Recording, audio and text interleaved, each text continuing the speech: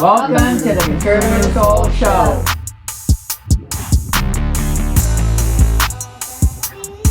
How you doing? My name is Ken Berger. Welcome to the Conservative Seoul Show. I'm going to be hosting a series of episodes tailoring towards military veterans. Today with me I have retired Lieutenant Colonel Bullock from the United States Army. He's also a selected first vice chairman of Legislative District 13. Welcome to the show. Thank you. So today we're just going to basically talk about some of the experiences we both have. I know that you have experience with the 2020 election and 2022 both. Yes. And have some things we need to talk about today.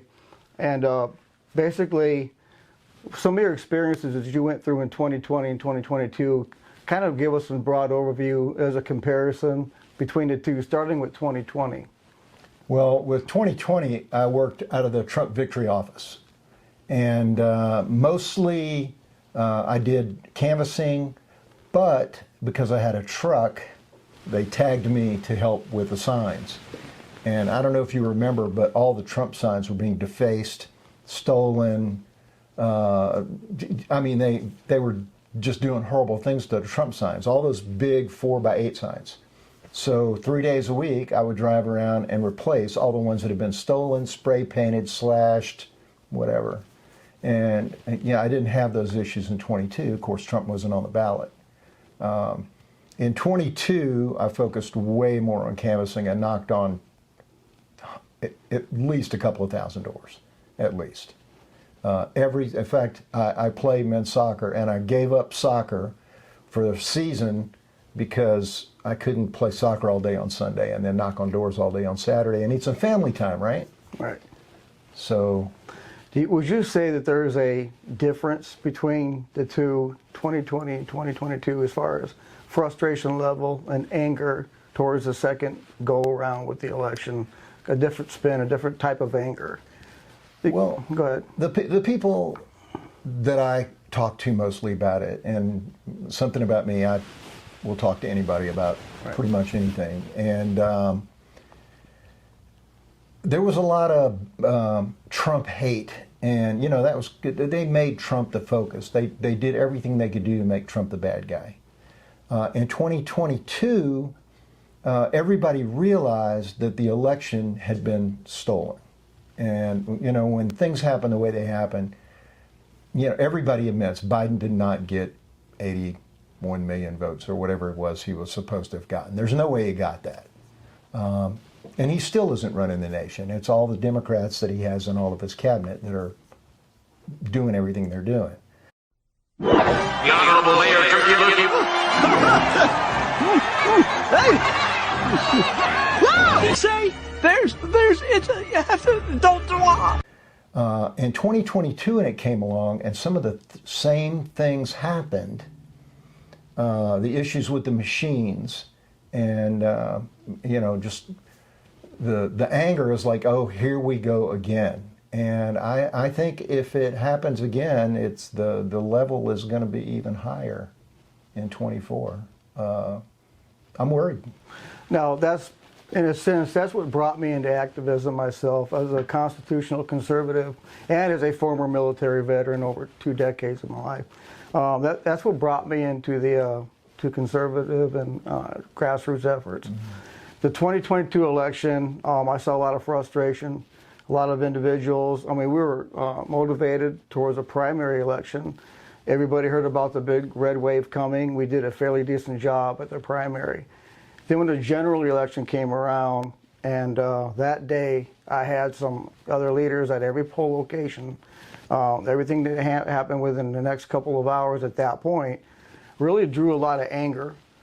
And one thing that I've discovered after the 2022 election was there were a lot of veterans jumping in. And like me, I felt there was something we needed to do. We felt compelled to do after serving for so long. And maybe that might be your case. Is that kind of where you come along to on your mindset? Sort of. A little of. bit. It's in our DNA. Yeah. I had to struggle through the Clinton years. I did not have sexual relations with that woman. And then, you know, then the Gulf War started, and before Obama got in, I retired. But I saw what was happening there, and we just couldn't have any more of that. Right. After Trump got elected, things started going so right, and then he lost. I mean, how could you not get involved? I know you're probably like me. When you're in the military, you really kind of ignored politics. It's not our place to be in uniform and do that. You know, we're told what the mission is, we're told where to go, and we follow orders. Right. But you take the suit off, and it's time to start participating in your government.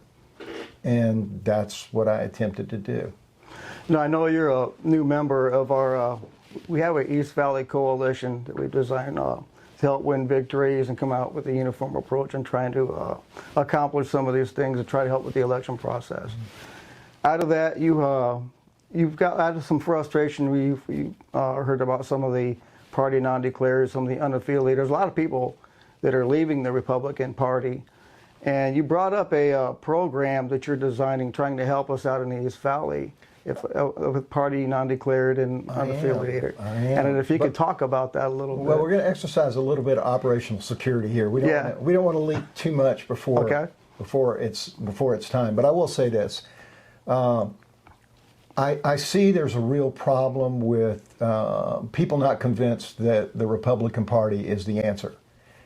And in fact, at the grassroots level and at the local and state level, I think the Republican Party is the solution. Now, at the RNC level and higher, maybe not so much. There's a lot of things that could have been done that haven't been done. And when it was time for the rubber to meet the road, it didn't. So what we have to do is we have to convince those people that at the local level, they're our people. And the other thing is, too, I recently learned that Arizona changed the law that when you get a driver's license, or you come into the state from California or wherever you moved from, and you get a new driver's license, you're automatically registered to vote as a P&D.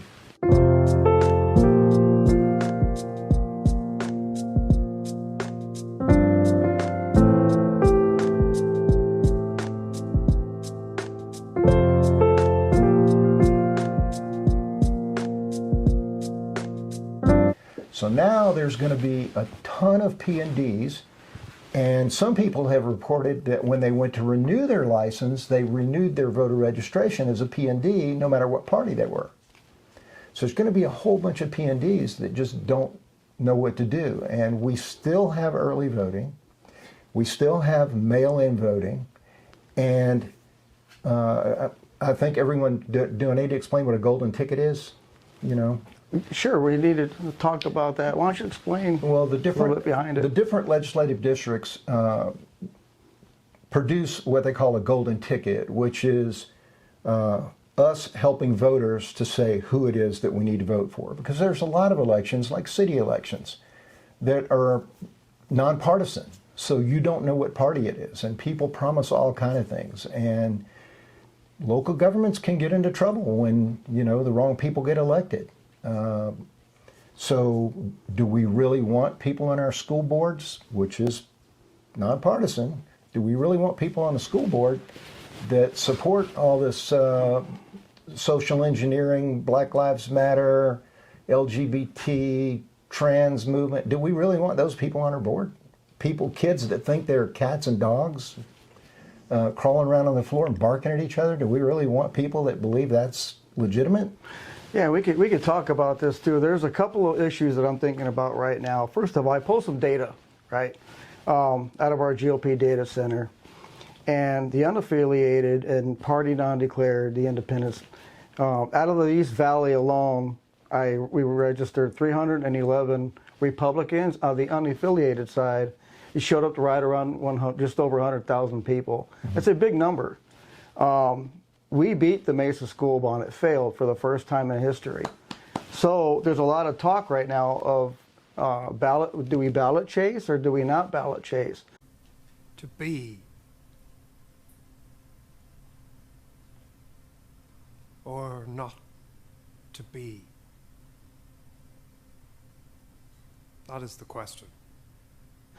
I would have to say that's one tool we have in our toolbox to ballot chase, and the reason being, we use this outreach for the difference, ballot chasing and ballot harvesting. There's a difference. Ballot harvesting is illegal. You don't touch the ballots, but ballot chasing is basically outreach, phone bank, knock on doors, the same things that a precinct committeeman should be doing anyways. Using that mindset, reach the independents as well, and talk to them about things and which way we can go to vote for individuals that have the moral courage to stand up for our state, the way the state is in now. So those are two things that we can utilize, I feel, based off of the upcoming election. It's a little bit of a different vibe compared to 2022. 2022 was a shock to a lot of people, a lot of conservatives.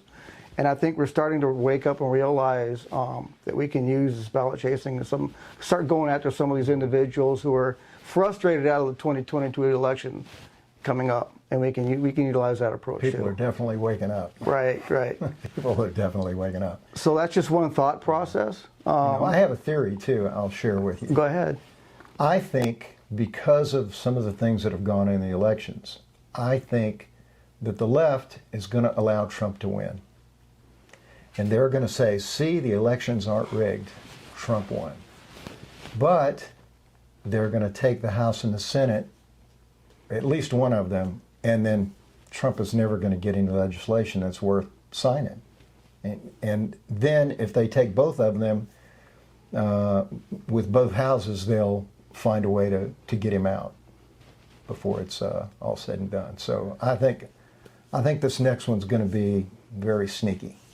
There's one thing that comes to my mind, and when we talk about individuals out of frustration and leaning more towards the independent side, is there's been a lot of battling and fighting amongst the Republican Party. We call it the infighting. I really feel, because we lost the governor race by just over 17,000 votes. Did we? Just, well, in theory, Okay, right? In yeah, theory, right? okay. You know what I'm talking about. So, out of that type of theory and that type of mindset, if we buckle down and all join together and focus, like we did with the school bond, and get off of the infighting stage, we can make up that difference on the independent side, start winning some of these people back. And I do feel that they see a lot of these problems that we're facing amongst our own party. That's kind of, people are starting to drift away from that. We have to basically try to change that culture alone. Well, there are And more Republicans out focus. there. There are Republicans out there that are telling people that until we fix the elections, there's nothing we can do. And that's the wrong message. Because if you do that, people don't go to the polls and they don't vote. And then we just make it easy on them where they don't have to cheat. We have to make it so hard that they make mistakes. If they're cheating and we make it really hard, we're going to catch them. There's also other individuals out there that will say, okay, the 2022 election, okay, there was fraud, whatever, we need to get past that. Stop paying attention to it, let's move on. Well, you know what, to me, and I see you shaking your head no, from myself as well, we need to continue to watch that and learn. As a military guy, you have fault in processes, standard operating procedures, you fix them. So we need to continue to focus on what happened we can fix some of those issues. And now that we have something to look forward to for the next election, Absolutely. if we see it coming, we can fix different processes. So that's one theory also that I have that I see you were kind of like, that's why we're here talking as military. And for the audience, these episodes are going to be tailored towards military individuals that have the background with strategies and things of that nature. So any final thoughts for anybody? Well, I have reached out to a few veteran organizations, and they seem to be avoiding discussing the issue that they don't want to get. I don't know if it's because they get federal dollars, I don't know what it is. But to me, when you talk to veterans on an individual basis, they all want to be involved, they all get it, they all know what's going on. But when you talk to any of the veterans organizations, they don't want to participate. And that's a little disappointing to me because a lot of people that I converse with online say, oh, it's the military. The military is going to come out of there nowhere Right. and save us. And And I just don't see that happening. Maybe veterans could be a big part of some real change, Right. but I don't see the military doing it. That's right. Any final thoughts for the audience here on what we can do better for 2024? Talk to your neighbors, get out and vote. Vote in every election. The presidential preference primary is coming up on March 19th. If you want to vote for the Republican nominee, you must be registered as a Republican voter. Before, I don't know what the date is off the top of my head, but that date's coming up in January.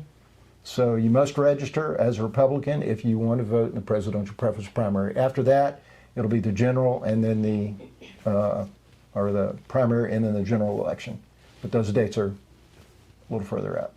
Well, thank you for coming, and thank you Yes, for sir. your time, and thank you for stopping by. Thanks for having me. Thank you.